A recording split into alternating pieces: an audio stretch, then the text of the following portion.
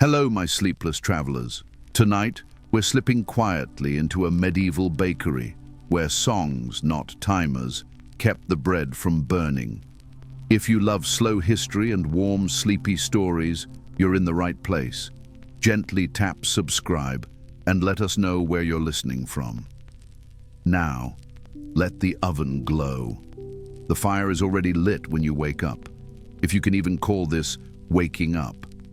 It's more of a slow roll out of a straw-stuffed sack, still clinging to the last threads of a dream where you were someone wealthy enough to own a pillow. Outside, the sky hasn't made up its mind about morning yet. It's that deep gray that could turn to gold or rain, or both. The bakery air is warm and close, heavy with the scent of old flour and fresh ambition.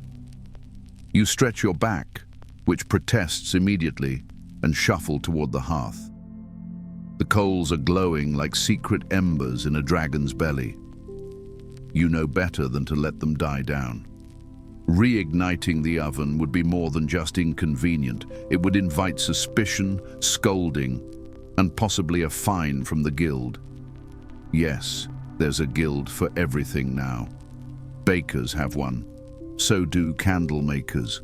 Probably even rat catchers, although no one talks to them long enough to ask. The dough from yesterday has risen in its wooden trough, covered with a cloth that used to be white, long before it became acquainted with flour and fire. You knead with the kind of rhythm that only comes from repetition or complete sleep deprivation. Your fingers move like they belong to someone else, which is fitting, because you don't really own anything. You're just here. A breath in the bread cycle. And here comes your first job of the morning. Stoke the fire, slap the loaves in, and then start singing. That's right. Not hymns or lullabies, but a specific baker's song, slow and steady, passed down by the last guy who didn't burn the bread. This song is your timer. No clocks yet. No digital beeps, just you, the dough, and a tune about a goat who steals grain and gets punished with a day of scrubbing pots. The melody is dull, repetitive, and oddly comforting, like a nursery rhyme filtered through 3 centuries of exhaustion. But it works. When you reach the verse about the goat's tragic bath, it's time to check the crust. Historians believe many medieval bakers used chants or songs as makeshift timers, especially when multiple ovens were running. Some tunes even had regional variations. A baker in York might sing about a lazy pig.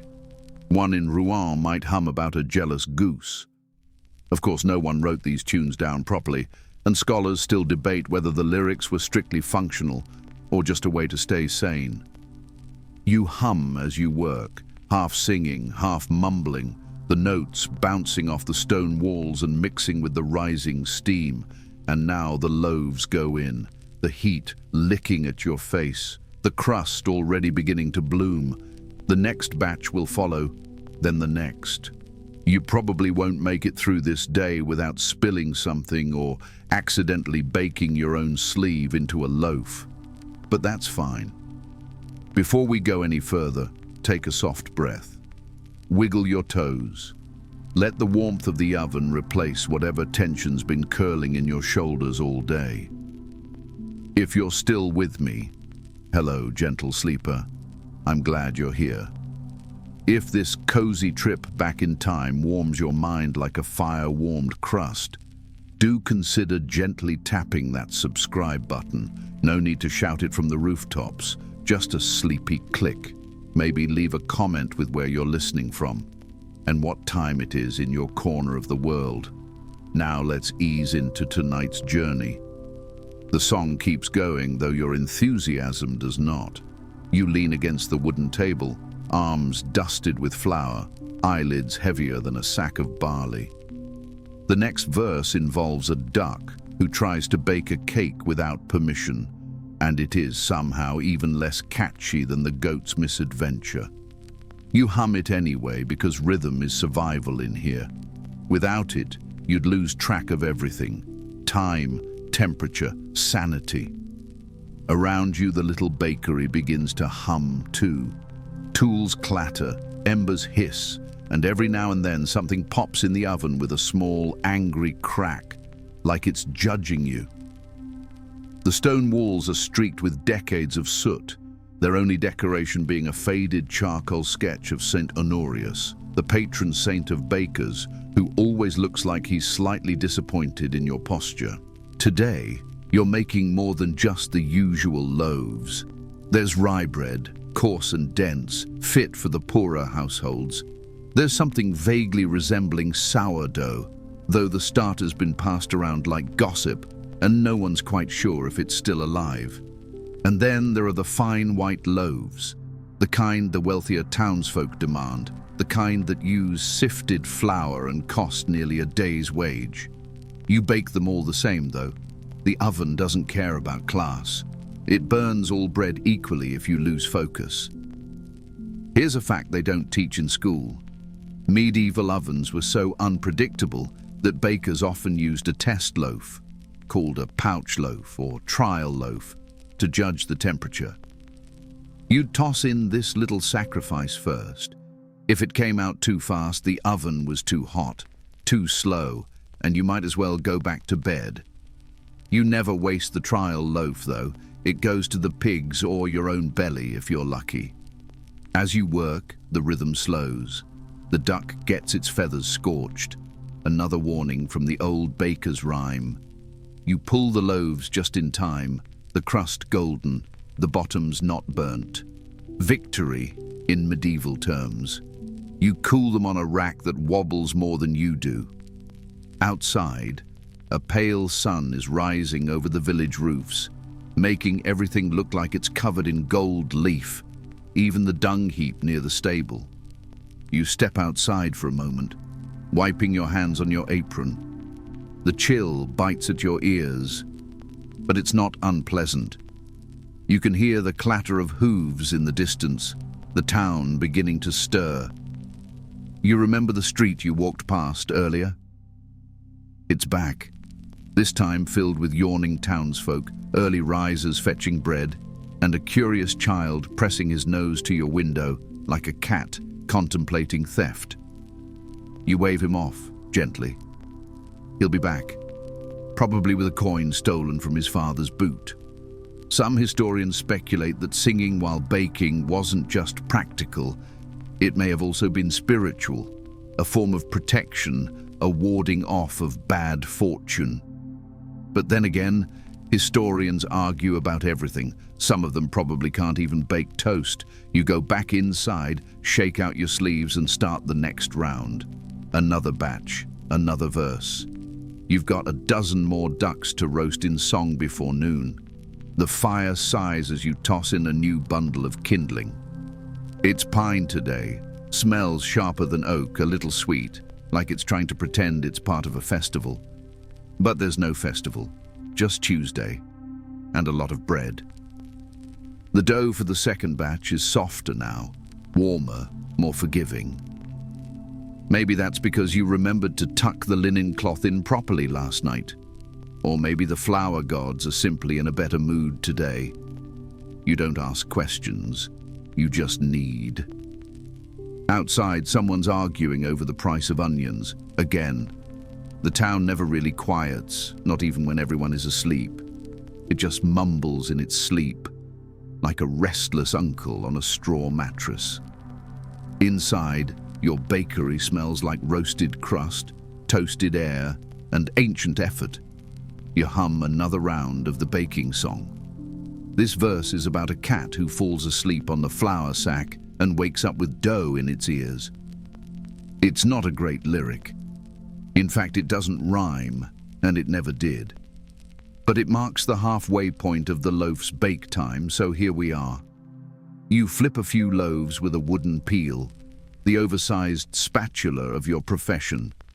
It's older than you, smoother than your thoughts, and just slightly warped from decades of doing this dance. One loaf is a little too brown, not burnt, but the kind of color that makes you wince when the customer has a sharp tongue. Bread in medieval times was more than food. It was legal tender, social currency, survival insurance. Some towns even regulated bread weight and price so strictly that bakers who cheated customers could be pilloried. Yes, publicly shamed with your head and arms stuck through wood, all because your loaf was 2 ounces short. Seems excessive. But then again, a hungry stomach rarely negotiates. A mouse scurries across the corner of the hearth, so confident it doesn't even bother to hide. You toss it a crumb out of respect. You're both just trying to make a living. The next round of dough needs shaping. You roll, tuck, and pat the loaves into form like you're putting a child to bed. Except these children are quiet, cooperative, and won't need shoes in 6 months. You glance at the door. A regular approaches. An elderly man who insists he once baked for a bishop and who tells you this every single time he visits. He pays in exact coin, complains about the crust, and calls your apron too clean to trust. You love him in the way one loves a cracked mug. Imperfect, familiar, and slightly leaking nostalgia. Some scholars believe the earliest bread timers weren't songs, but prayers. Short, repeatable phrases that doubled as spiritual rituals and functional kitchen aids. 3 Hail Marys for barley, 5 for rye. But records are sparse. And let's face it, most medieval documentation went up in flames, mouse teeth, or royal tantrums. You hand over the loaf to the old man, brush flour from your arms, and return to the oven. The cat verse is fading from your lips now, just in time for the part about the rooster who ruins the recipe by crowing too early. You're starting to wonder if the song was secretly written by an exhausted baker who just needed a laugh. Back to kneading, back to the heat, back to the rhythm that holds the day together. The morning sun stretches through the bakery window, carving soft light across the flour-covered bench. Dust motes drift lazily in the golden beam, like they were in no hurry to do anything useful. You, on the other hand, are elbows deep in dough again, muttering a half-hearted verse about a donkey who eats all the raisins before the festival loaf is ready. You're not sure why the donkey gets so many verses in the baker's song, possibly because raisins were expensive and donkeys were notorious thieves. Or maybe the original composer had a grudge against one particularly greedy animal. Either way, you hum along. There are still loaves to shape. A shout outside draws your attention. 2 boys are sword fighting with sticks and calling each other Sir Lardface and Duke of Dungheap. Creative insults for children whose greatest battle today will be over who gets the first slice of warm crust. You smile despite yourself and turn back to the bench. The rye dough has overproofed. Again. It's ballooned into something between a pillow and a misjudged souffle. You deflate it gently, like you're apologizing to a puffed-up pigeon. Then you reshape it into loaves that resemble rocks more than anything edible. But that's how it's supposed to look. Rustic, earthy, historically chewy. Bread ovens in the Middle Ages were fickle beasts. Most homes didn't even have one. Communal bakehouses were common in towns, and bakers were often responsible not just for their own loaves, but for baking the dough of others. Households would prepare it at home and bring it in. If you burned someone's bread, well, that was a whole different kind of village drama. There's a small corner of your shop where townsfolk drop off their dough. A wooden shelf labeled with initials marked in soot. One of them belongs to a woman who insists on mixing ground almonds into her barley loaf. It smells oddly sweet. You're suspicious of it, but also mildly intrigued. You place her dough in the warm spot near the wall, next to a window that doesn't quite shut. You sing the donkey verse again, slower this time, not because the bread needs it, but because your legs do. You lean into the table for support. Let your weight rest there a moment.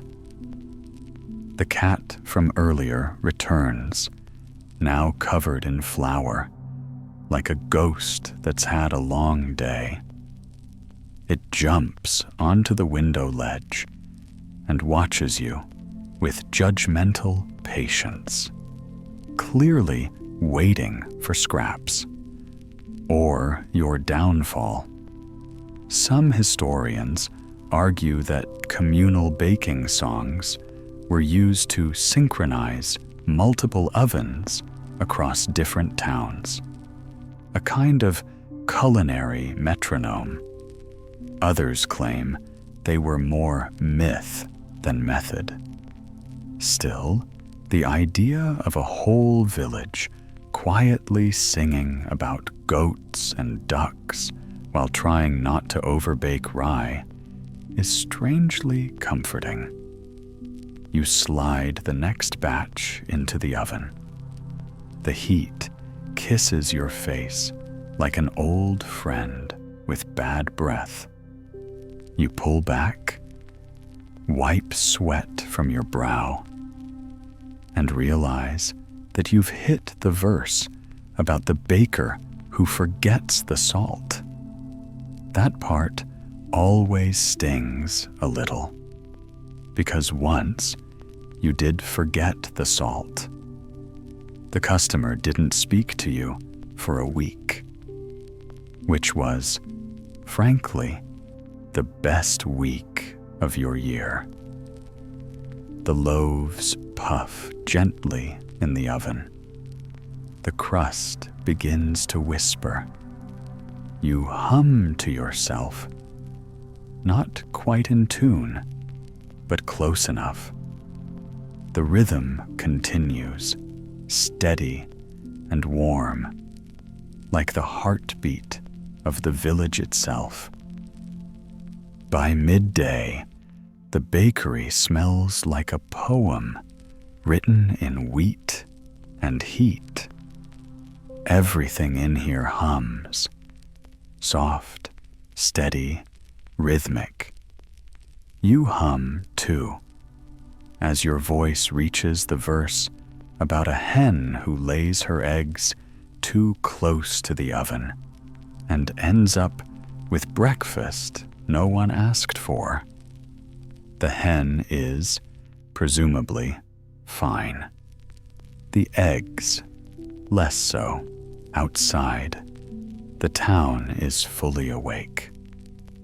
The blacksmith's hammer echoes like a distant drum.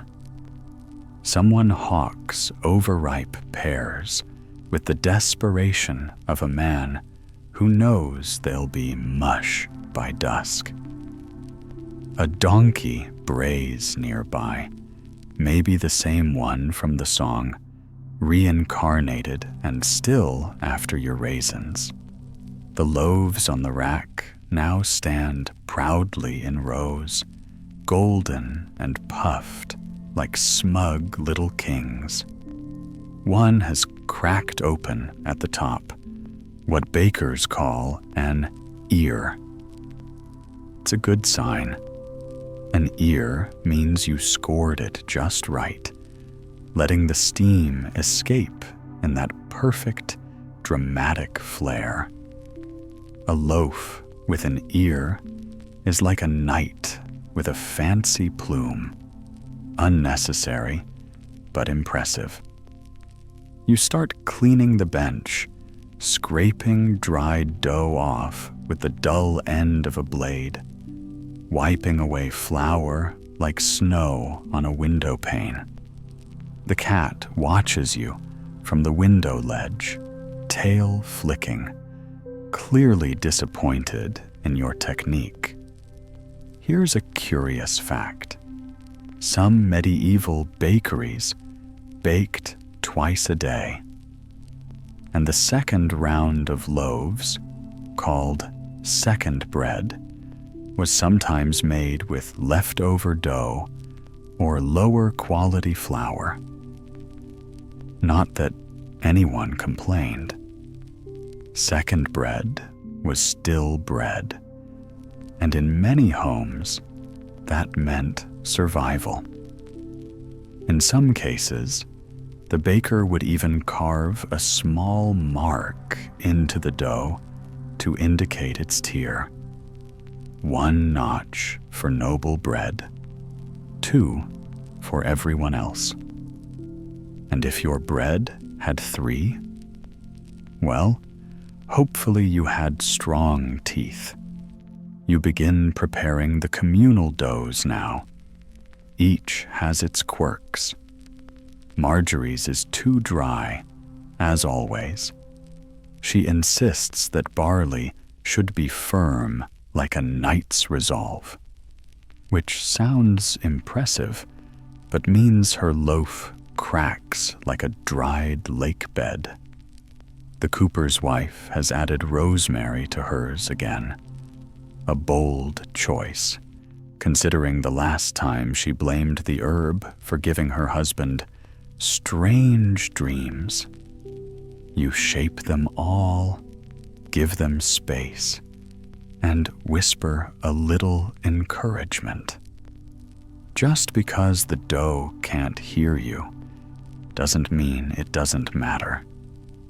You sing quietly as you work, reaching the part of the song where a squirrel steals a sack of flour and becomes mayor of the forest. It's absurd. It's barely even a metaphor. But it's been in the song for generations. And you're not about to break the chain. A scholar once theorized the baker's song was a coded calendar, with each animal representing a day of the week or a type of grain. Another paper refuted that entirely and claimed it was just a bored apprentice's inside joke that stuck. The truth is, no one really knows. And maybe that's the best part. The oven door creaks as you open it one last time before dusk. The loaves inside crackle and sigh. They're done. Golden, imperfect, alive in their own quiet way. You pull them out, set them on the rack, and let them breathe. They need that. So do you. The sun begins to slip below the rooftops, its light turning the bakery into a hushed cathedral of amber and ash. The day exhales. So do you. The last loaves rest on their wooden shelves like tired old soldiers, blistered and browned, lined up in dignified stillness. You've stopped singing now. The final verse, a lullaby about a fox who tries to steal a bun and ends up baking it instead, has drifted into the air like flower dust and vanished. Silence takes its place, not heavy, but soft, full, like a warm blanket that doesn't ask questions. The fire is low now, glowing deep inside the oven, like a memory you haven't sorted yet. You don't add more wood. Not tonight. Let it burn itself out gently, like the last candle at a vigil no one wants to end. You sit. Finally. The stool creaks beneath you, as if offended that you've ignored it all day. You take a bite of one of the loaves, just a corner, still steaming. The crust crunches gently, the crumb warm and sour and alive. It's not perfect, but it's good, honest, like a story that doesn't skip the hard parts. Here's something people forget. In medieval times, the baker's day began when everyone else was still dreaming, and ended when they were dreaming again. Bread wasn't just food. It was presence. It meant someone had woken early to need, to feed the fire, to watch, to wait. Bread was a promise made in heat and hope. And even now, sitting on this stool in a room that smells like scorched wood and safety, you feel that promise echo. You've kept it. You've sung your way through it.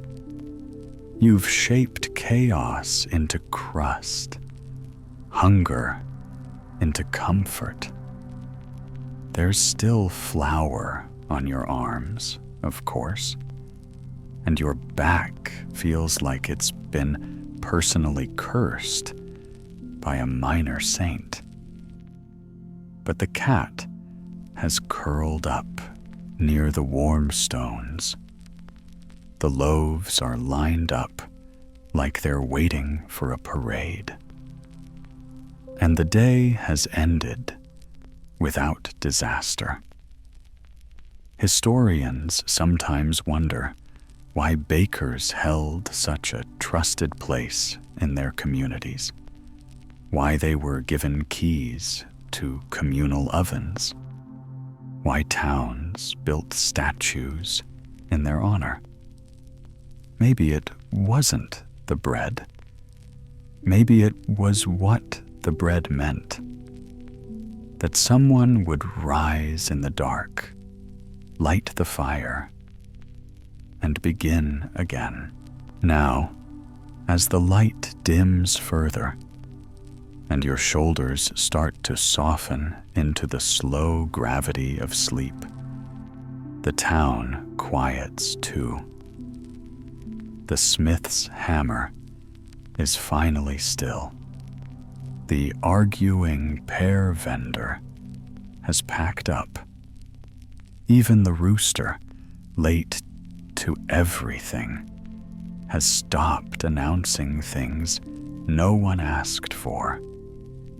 So now, dear listener, you sit in the gentle hush of a medieval bakery, surrounded by loaves still whispering steam and a fire winding down to coals. Outside, the town sleeps, children bundled in wool, windows shuttered against the breeze, dreams turning through the night like the slow rise of dough. You've walked through flour and fire today. You've sung songs older than memory, flipped loaves by instinct, and made warmth out of grain and patience.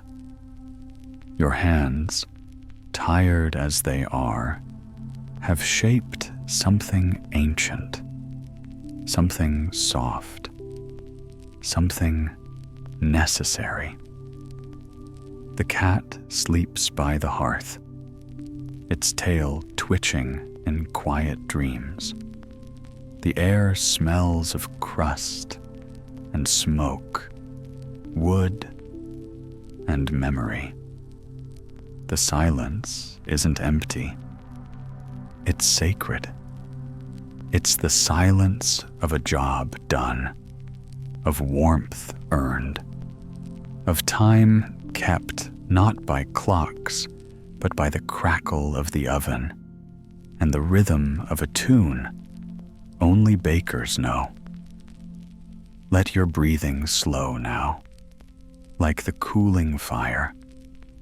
Let your thoughts wander, soft and unbothered, through dim stone streets and flickering candlelight. Picture the shelves lined with loaves, the kind you could rest your head on if only they weren't so fresh. Imagine the distant hum of a village deep in slumber, every door closed, every soul tucked in. And you, too, are tucked in by flour-covered hands, by warm, bread-scented air, by a story that's taken you far from your own time and deep into the gentle pulse of another. Let it all go now. The noise, the daylight, the to-do lists. Let the stillness rise like dough. You've done enough. You are enough. And you are finally home. Sleep well, gentle traveler. Tomorrow, the bread will rise again.